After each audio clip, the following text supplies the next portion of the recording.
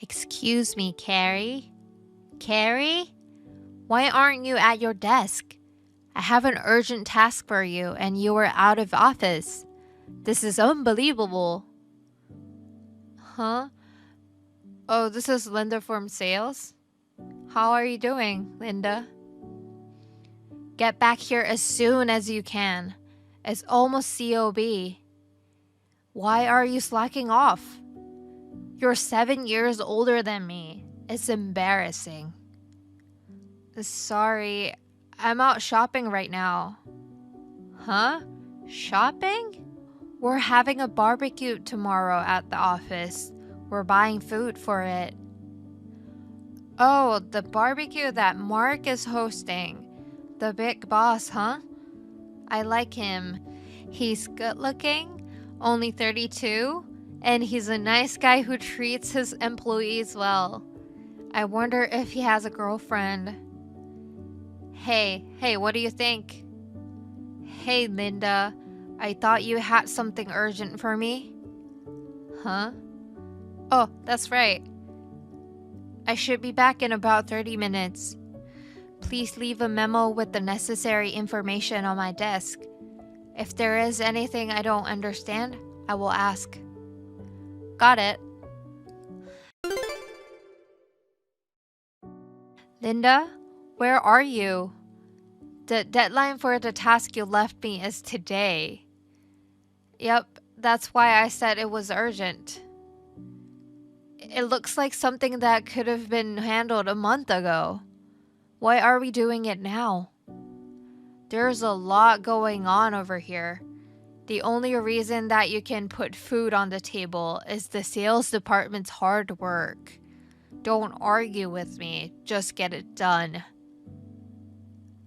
I am free right now, so I'll take care of it, but please be careful next time.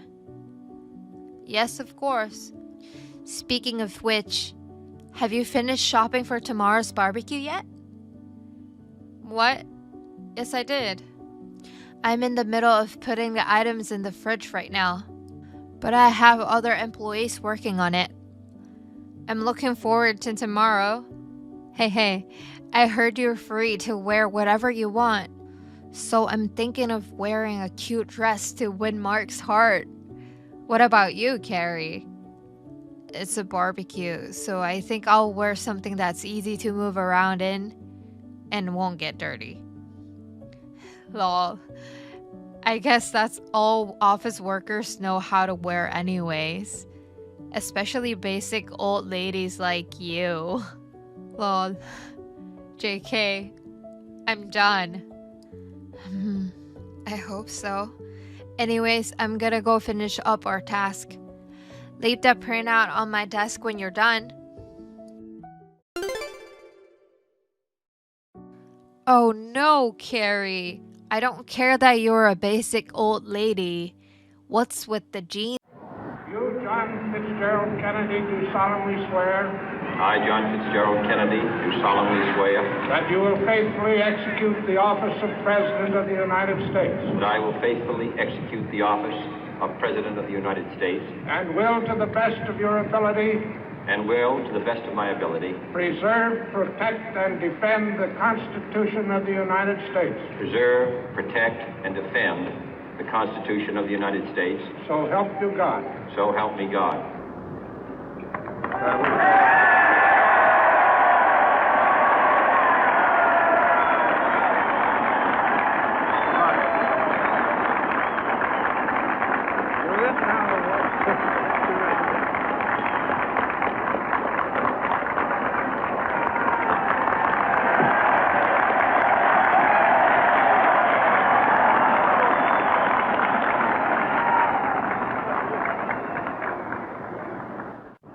Vice President Johnson, Mr. Speaker, Mr. Chief Justice, President Eisenhower, Vice President Nixon, President Truman, Reverend clergy, fellow citizens.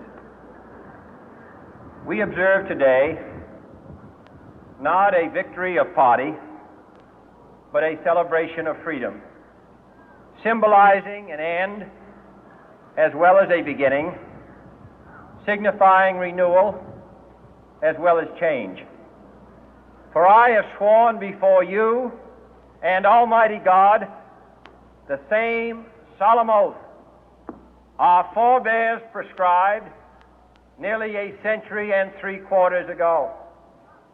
The world is very different now, for man holds in his mortal hands the power to abolish all forms of human poverty and all forms of human life. And yet the same revolutionary beliefs for which our forebears fought are still at issue around the globe. The belief that the rights of man come not from the generosity of the state, but from the hand of God. We dare not forget today that we are the heirs of that first revolution.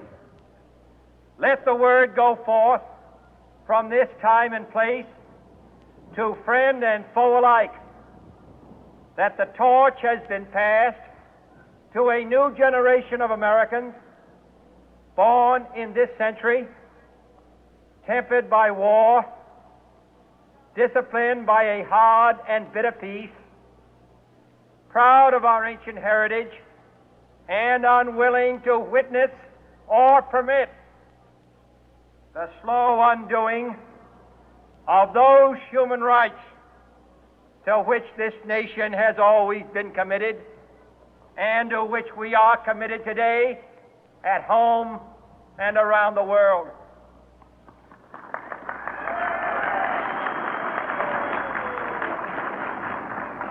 Let every nation know, whether it wishes us well or ill, that we shall pay any price, bear any burden, meet any hardship, support any friend, oppose any foe to assure the survival and the success of liberty.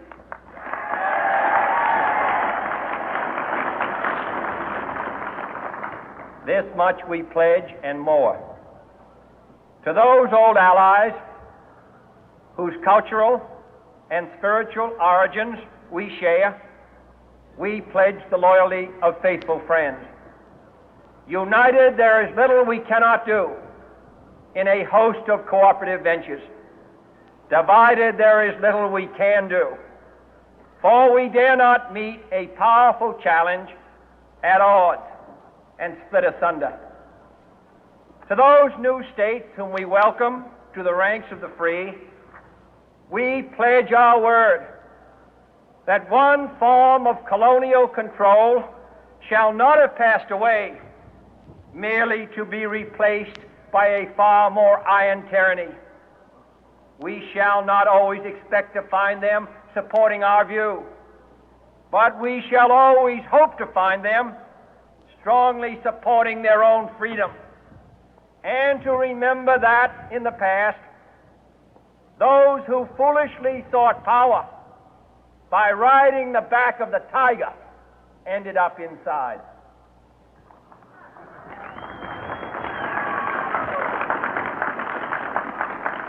To those people in the huts and villages of half the globe struggling to break the bonds of mass misery, we pledge our best efforts to help them help themselves for whatever period is required, not because the communists may be doing it, not because we seek their votes, but because it is right. If a free society cannot help the many who are poor, it cannot save the few who are rich.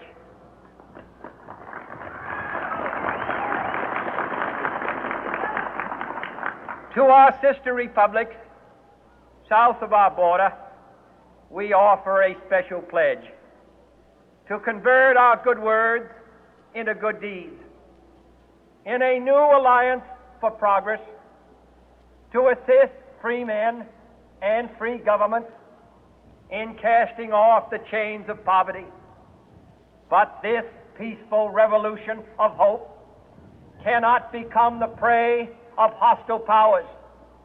Let all our neighbors know that we shall join with them to oppose aggression or subversion anywhere in the Americas. And let every other power know that this hemisphere intends to remain the master of its own house.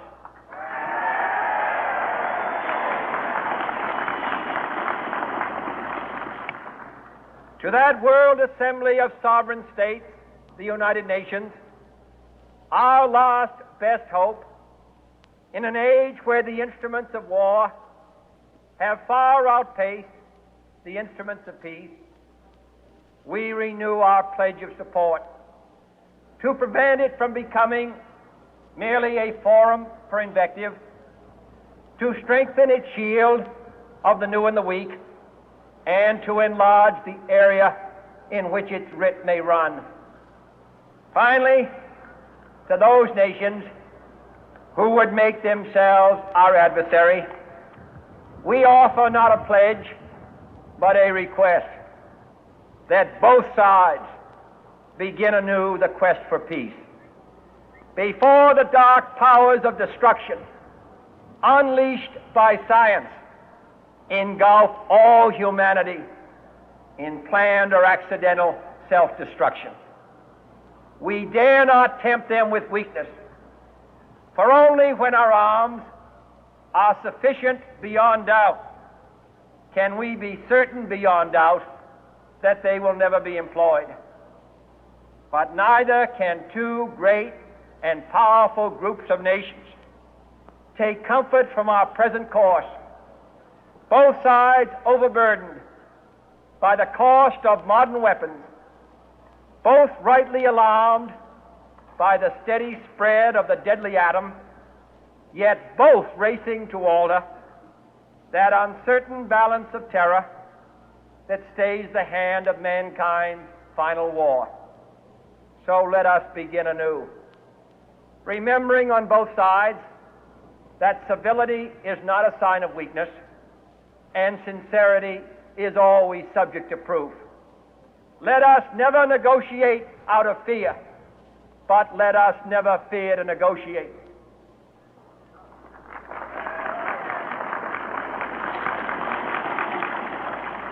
Let both sides explore what problems unite us, instead of belaboring those problems which divide us. Let both sides, for the first time, formulate serious and precise proposals for the inspection and control of arms, and bring the absolute power to destroy other nations under the absolute control of all nations.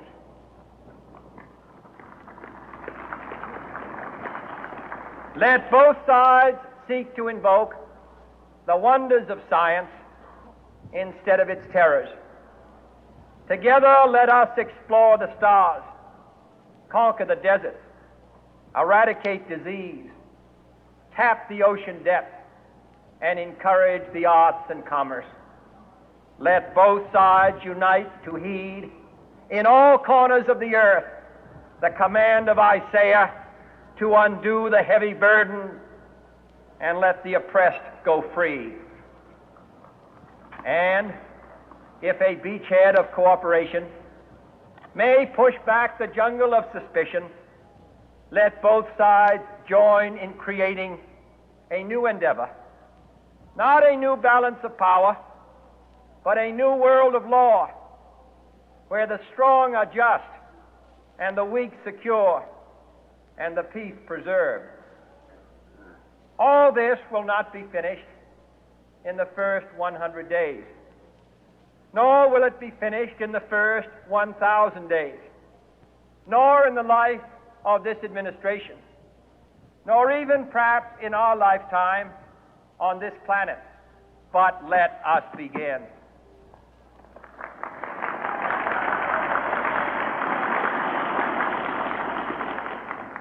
In your hands, my fellow citizens, more than mine, will rest the final success or failure of our course.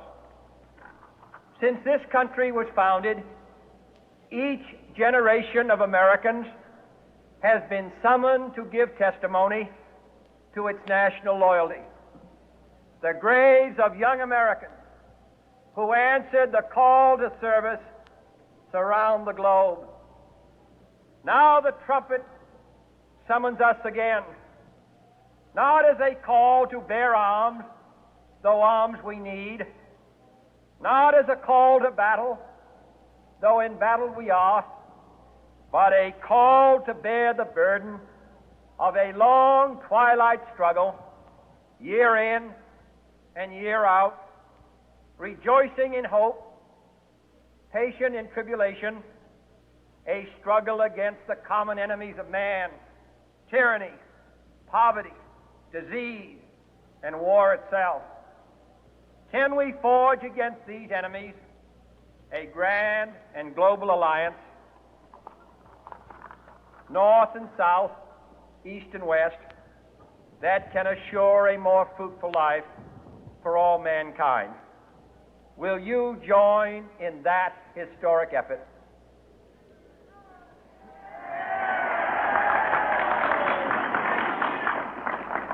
In the long history of the world, only a few generations have been granted the role of defending freedom in its hour of maximum danger. I do not shrink from this responsibility. I welcome it.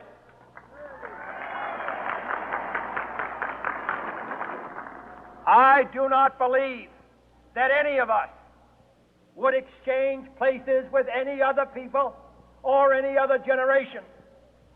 The energy, the faith, the devotion which we bring to this endeavor will light our country and all who serve it.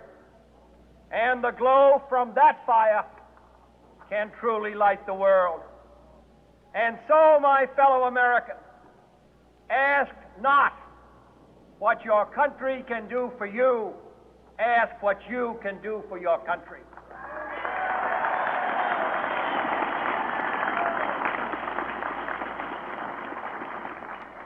My fellow citizens of the world, ask not what America will do for you, but what together we can do for the freedom of man.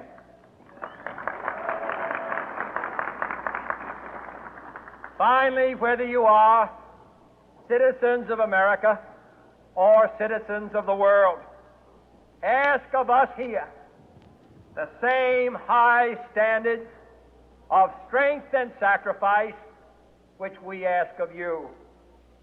With a good conscience, our only sure reward, with history the final judge of our deeds, let us go forth to lead the land we love, asking His blessing and His help, but knowing that here on earth God's work must truly be our own.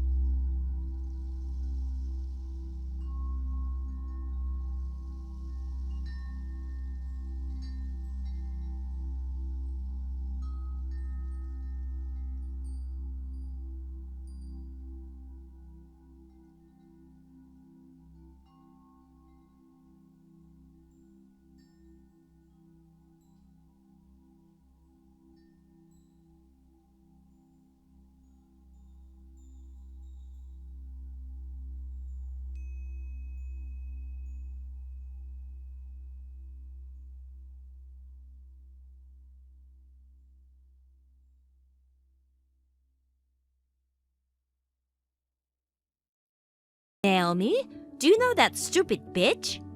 We were in the same club in junior high school. Oh, really? Wait, you mentioning her name at this timing means... Yes, she's the one who brought the baby to me, saying it's yours. Seriously? Yes, she said she and you are best friends and threatened me never to tell you. If I did, she said, she and you would hurt me badly as she used to do in the old days. I see. I didn't think you would do something like that, but I was so busy taking care of the baby forced upon me that a month has gone by without me having time to check in with you. Kim and I met in our sophomore year of high school, and she fell in love with Sean, who followed me into the school that year. She pestered me to introduce her to Sean, saying she'd make him her boyfriend. I didn't know you and Kim had such a connection. Well, yes, but Sean had a girlfriend at the time. I told her firmly to give it up, but I guess she resented me. She would come at me for no reason all the way through high school. We were just like cat and dog. So that's how it was. If only I had known the truth earlier. I'm sorry. It's not your fault, Naomi. So, what are you gonna do? Well, about that, could you please listen to my story in the lobby of a hotel at the west exit of Station A without telling Sean? A hotel? I plan to stay there tonight and have made reservations. So you left home. Okay, Station A, right? Thank you for your time. I really appreciate it. Sorry, Sean. We are gonna be later than we planned. What's wrong? The shuttle bus from the hotel had broken down. We had to use alternative transportation, and that was hard to find. We finally just got on it now. Really?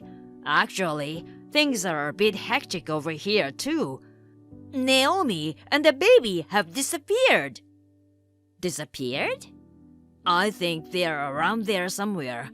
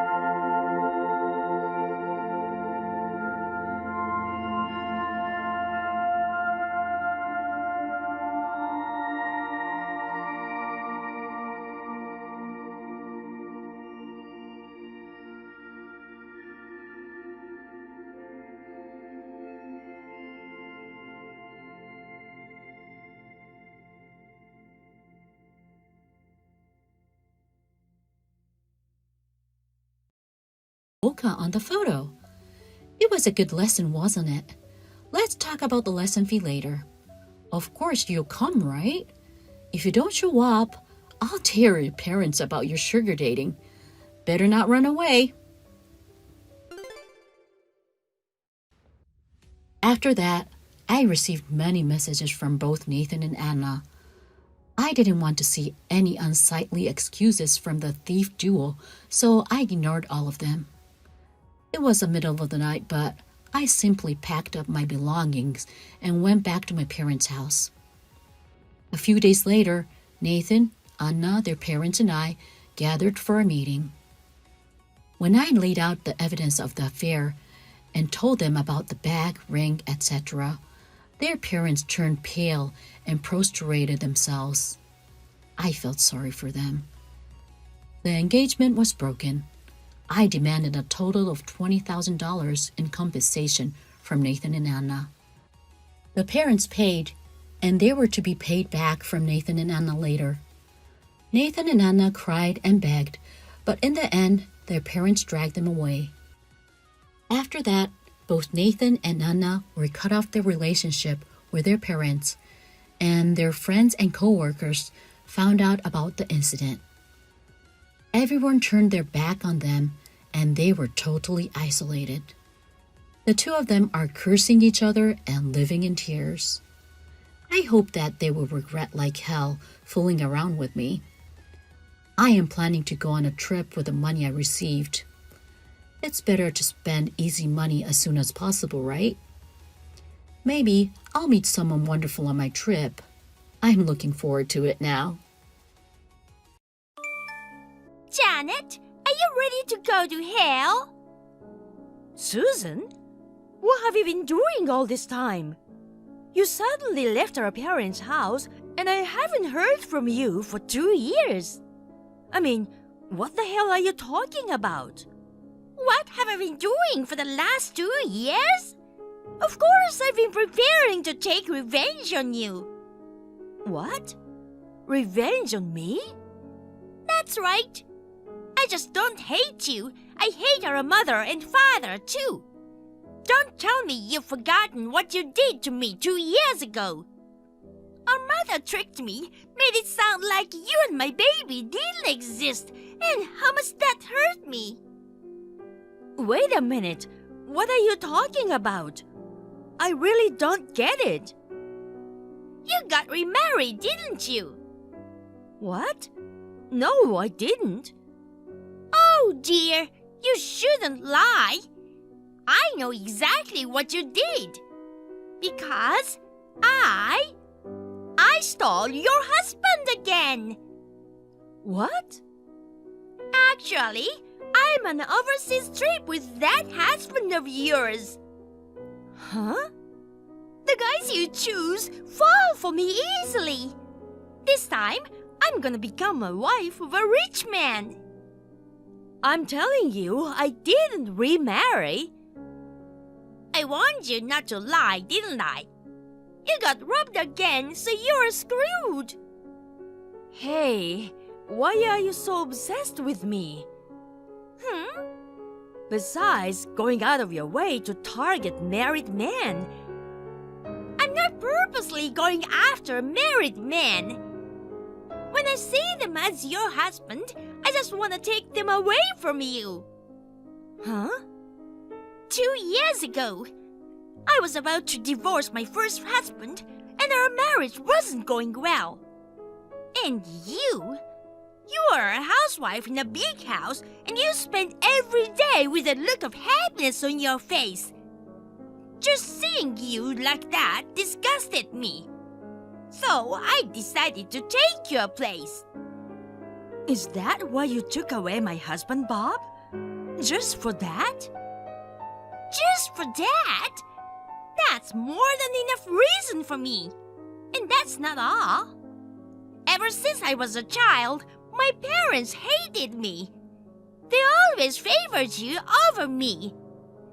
They gave you a big allowance because you were a little better at studying.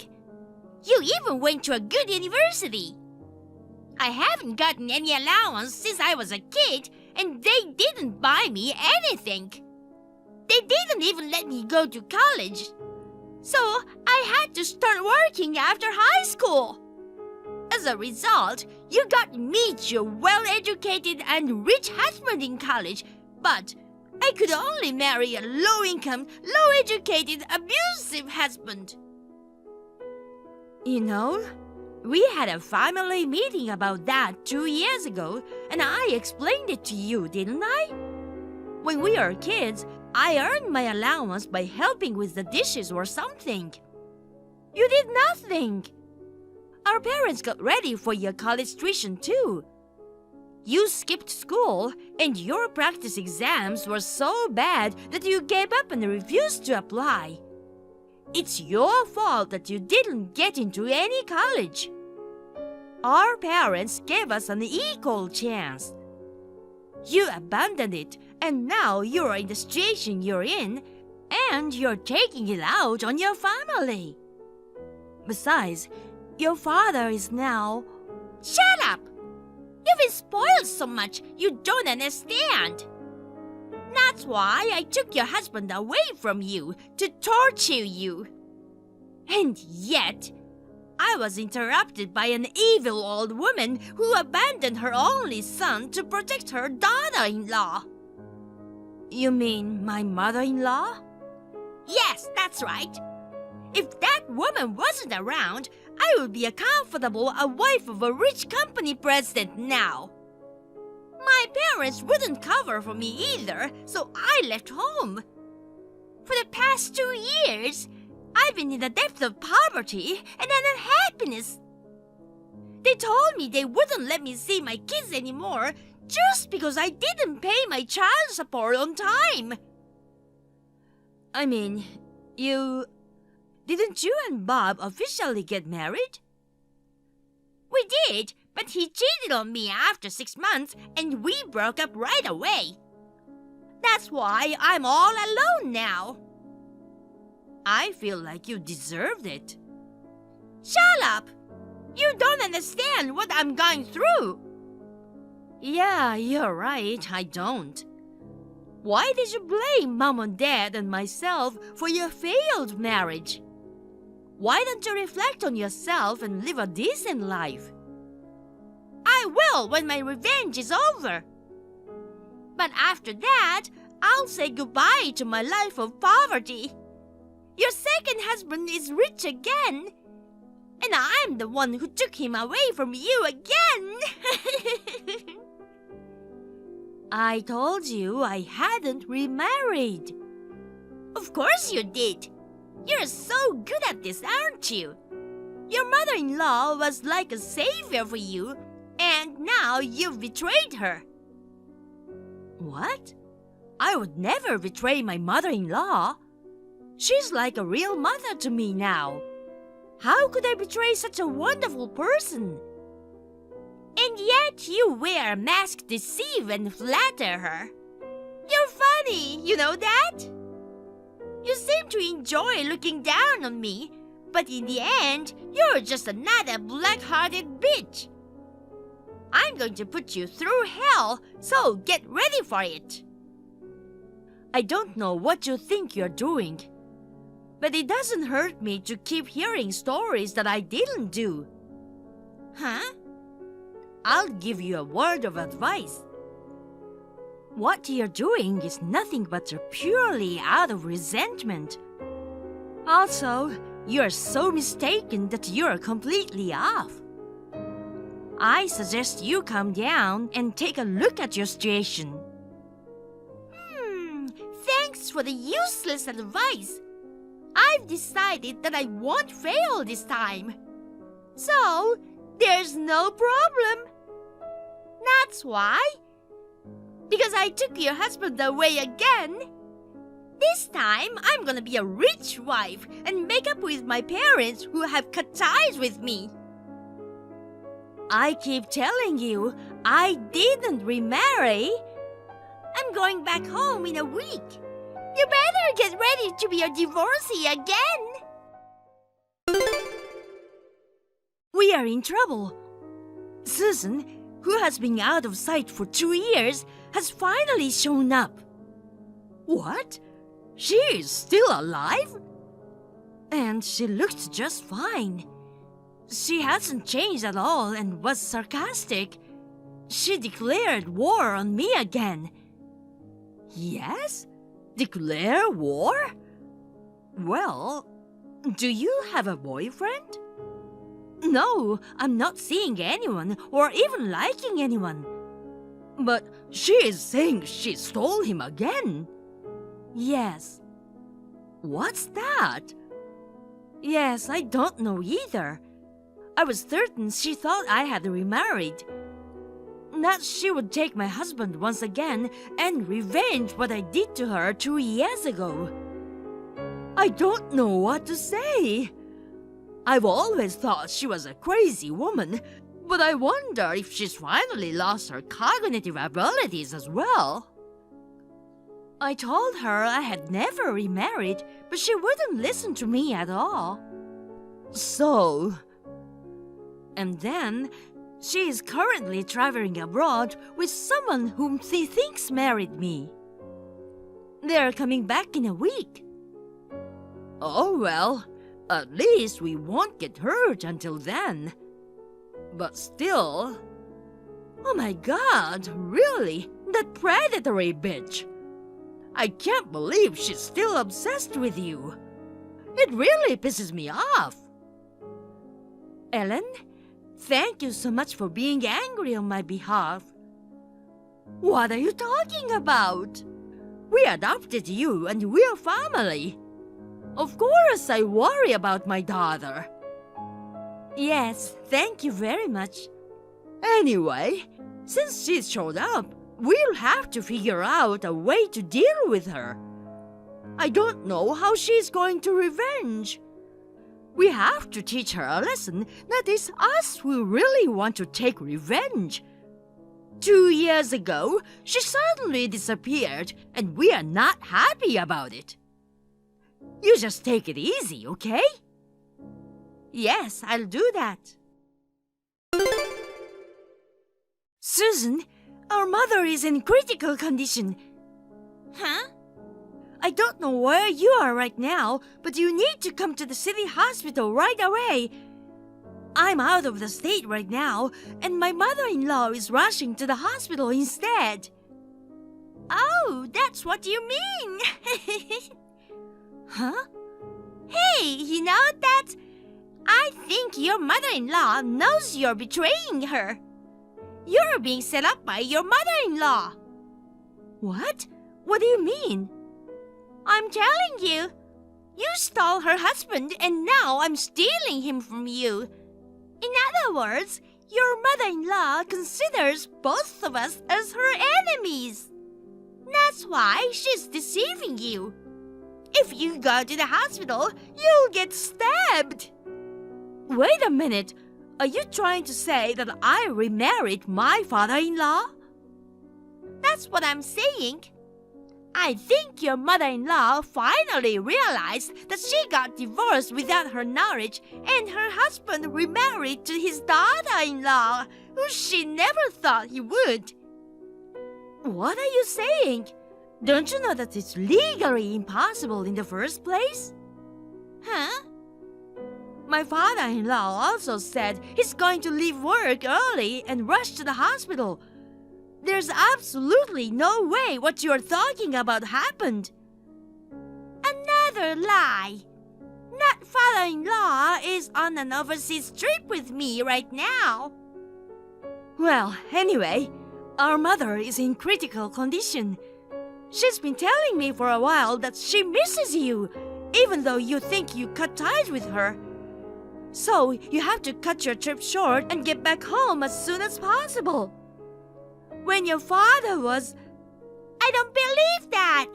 Bye-bye. Susan? Janet, are you alive?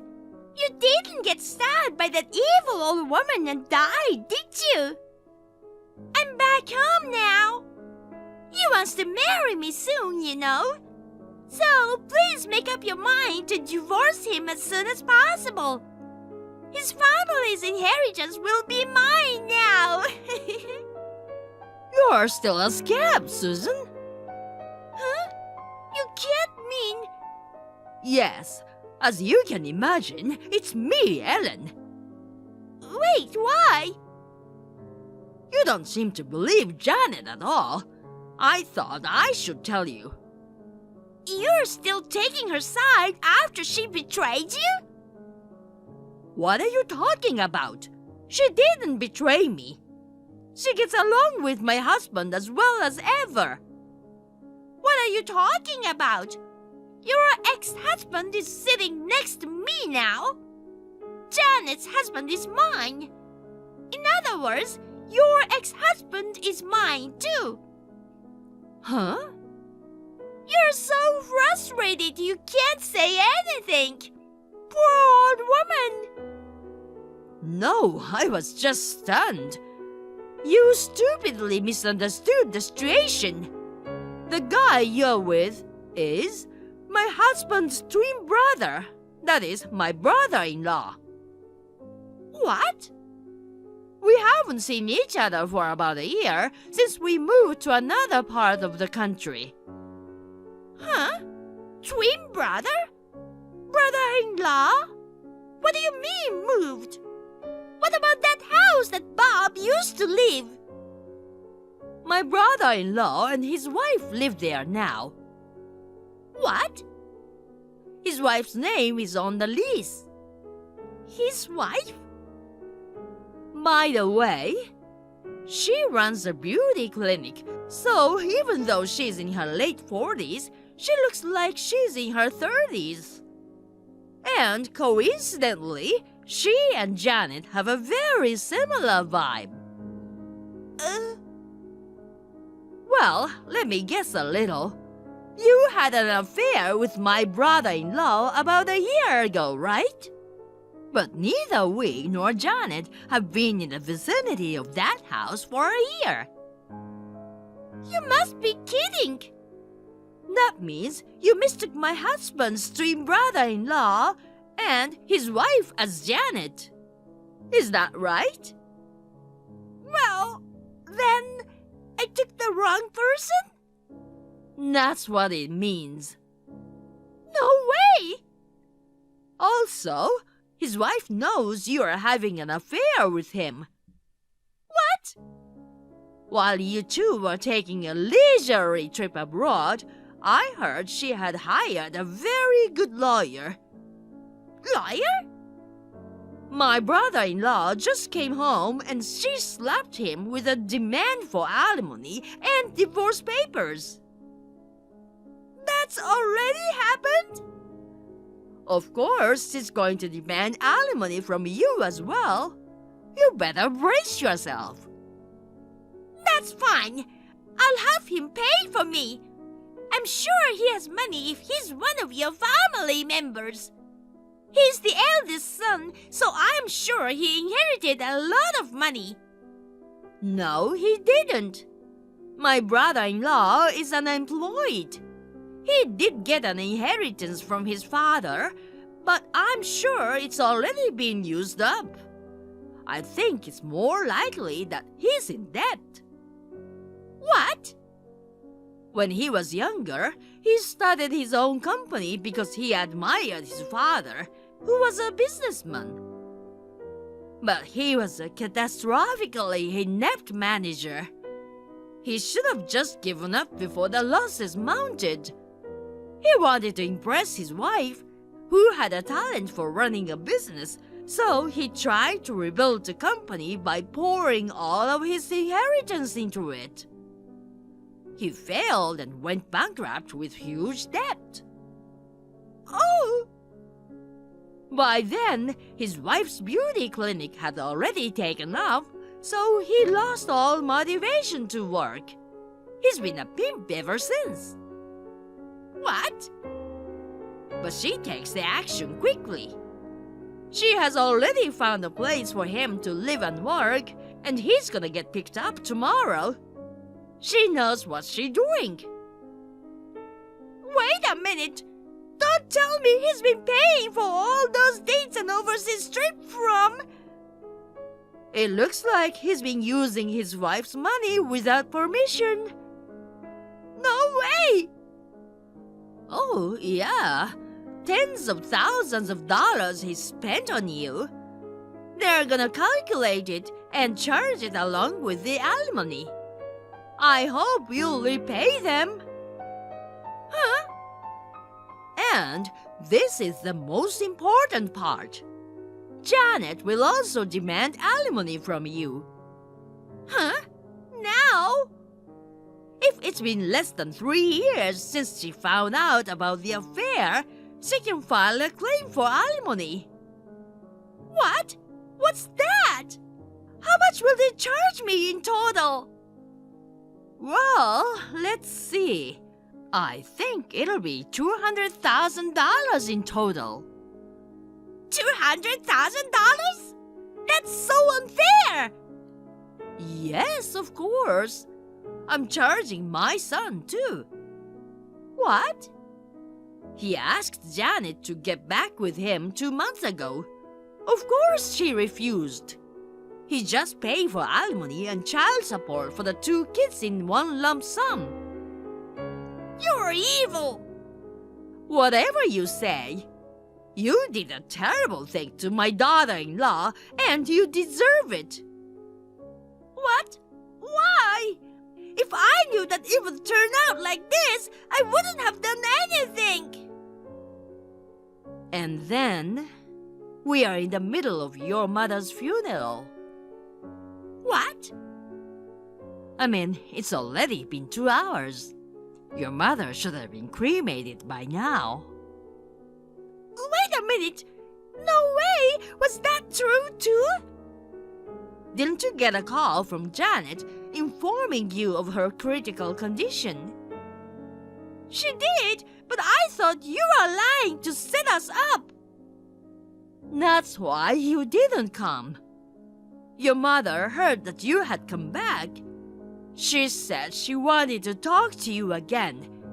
She became ill after your father passed away. She said she regrets that she should have talked more with you. Oh, wait! What do you mean your father died?